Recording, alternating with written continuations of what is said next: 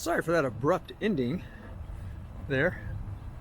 Things started happening really fast. You know, Top Rock and I, we'd planned to camp at Santiam Pass that night and try to hitch into town the next morning, but as we approached the asphalt, I was recording, a car pulled over, and turned out it had a long distance hiker in it that understood exactly what we were up to and where we were at, and figured we could use a lift. We made it past the 2,000 mile mark, and then we were about to head into where there was a Lion's Head fire closure. And you obviously can't go into the closure, it's still closed. So we probably could have hitched around it, but we were at a good spot there at Santiam Pass to catch rides and get off the trail. So we wanted to get to Redmond to get to the airport. And we figured we'd have to be doing that in the morning. But literally as we walked up to the highway there, someone stopped, wonderful woman, stopped to pick us up. She was going to dinner at a lake there, but said if we didn't mind hanging out with them while they went to dinner and listened to some music. You know, on date night. On date night. It was her date night. She picked us up. She was on her way to meet her date.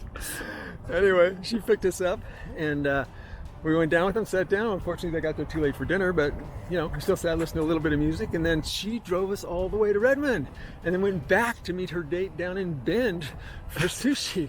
Although we met him, you know, they were waiting, but since they were out of food, they had to keep going. Anyway, it was a weird night. Lots of things happened real quick. So we got down here. The fair has started. There are no hotels. I mean, zero vacancies in all of Redmond.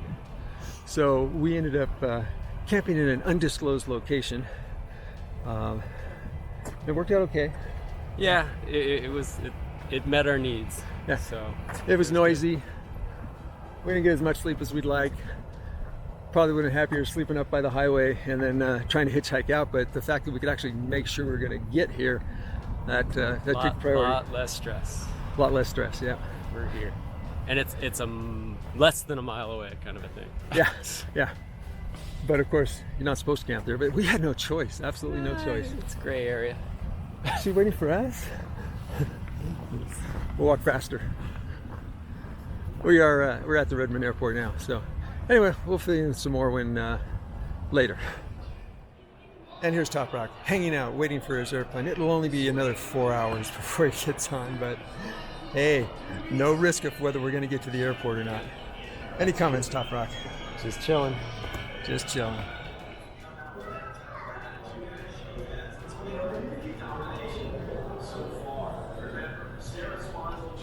Redmond Airport is extremely busy, as you can see by this video. It's been a very strange year. There was low snow in the Sierras and high snow in Oregon and Washington, and that led to some unusual effects. First one being the hikers coming up from the south. Early ones got through quicker, so they were up into Oregon when we got there. It's unusual with the late winter in Oregon and Washington. The Washington snow took so long to melt that a lot of the southbound hikers were stuck waiting to take off, and they waited as long as they could, and eventually felt they couldn't wait any longer, and they jumped into Oregon. And then the fire started at Yosemite. People jumped north. Some of them jumped into Northern California, some all the way to Oregon. Then, at the California border, there was a fire that led to evacuations and closing down. So those people jumped forward. Pretty soon we had everybody jumping from the fires and making it through earlier into the middle of Oregon where we were at, followed by the people from Washington jumping to where we were at. So it got pretty crowded pretty quick. You know, still reeling from being understaffed from COVID. The small towns and small supply stores where we go and get stuff, they were ill prepared for the onslaught of hikers hitting Central Oregon there all at one time. You know, these resupply towns along the way, they're used to handling a steady flow of hikers coming through. And the PCT does a lot of work to try and keep them steady, but man, it went from feast to famine very quick. For example, at Shelter Cove, when we got there, they had over 500 resupply packages that they were trying to deal with. It was crazy. And the campground they have, there's pretty good size for PCT hikers. It's a really nice deal that they do for us. But it was packed, so packed that every developed campsite was taken, and people were camping literally in the trails to get to those campsites. So it got real crowded real fast. You know, these wonderful small oases along the PCT where you can get resupplied and you can drop a shipment and get a meal made for you. You know, they're often challenged just with the normal flow of hikers, but when you threw as many hikers as we had coming through right then, it was pretty crazy. In addition to that, Top Rock was feeling the mosquitoes were marching along north with us.